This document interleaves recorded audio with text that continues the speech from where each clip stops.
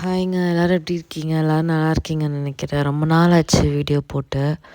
Video போடணும்னு நினச்சிட்டே இருப்பேன். இங்கே வின்டர் சீசன் ஸ்டார்ட் ஆனதால் எனக்கு ரொம்பவே லேசியாக இருக்குங்க.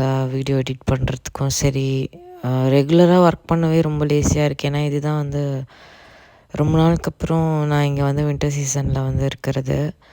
கொஞ்சம் எனக்கே டிஃப்ரெண்ட்டாக தான் இருக்குது. கொஞ்சம் ரொம்ப லேசியாக இருக்குது. இருந்தாலும் சரி, ஆனால் ரெகுலர் ஒர்க்கை மட்டும் கொஞ்சம் ப்ராப்பராக பண்ணிகிட்ருக்கேன். வீடியோவும் போட முடியல, கொஞ்சம் ஒர்க் லோடும் இருந்துச்சு. அப்புறம் மிதுனுக்கு வேறு எக்ஸாம் இருந்தது. அப்படியே அதுலேயே கான்சென்ட்ரேட் பண்ணிவிட்டு விட்டாச்சு நான். இனிமேல் முடிஞ்ச அளவுக்கு கொஞ்சம் ரெகுலராக நான் வீடியோ போட ட்ரை பண்ணுறேன்.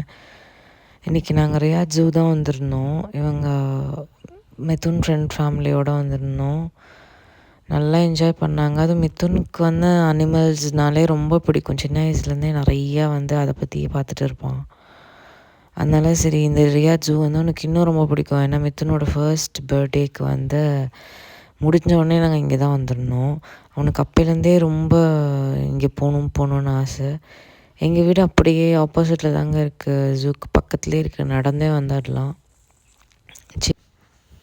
என் ஃப்ரெண்ட்ஸ் எல்லாருமே வந்து கேட்டாங்க, இந்த வாட்டி நியூ இயர்க்கு என்ன ரெசல்யூஷன் எடுத்திருக்க அப்படி சொல்லி.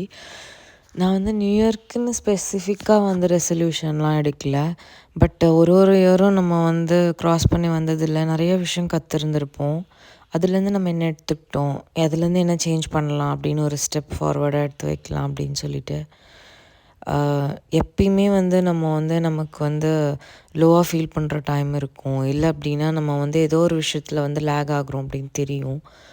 அந்த மாதிரி டைமில் வந்து நம்ம அப்படியே துவண்டு உட்காராமல் ஃபர்தராக நம்ம மூவ் ஆகிட்டே இருந்தால் மட்டும்தாங்க நம்ம நிறைய விஷயத்த வந்து லேர்ன் பண்ணிக்க முடியும், கற்றுக்க முடியும். அதுலேருந்து நம்ம மேலேயும் வர முடியும்.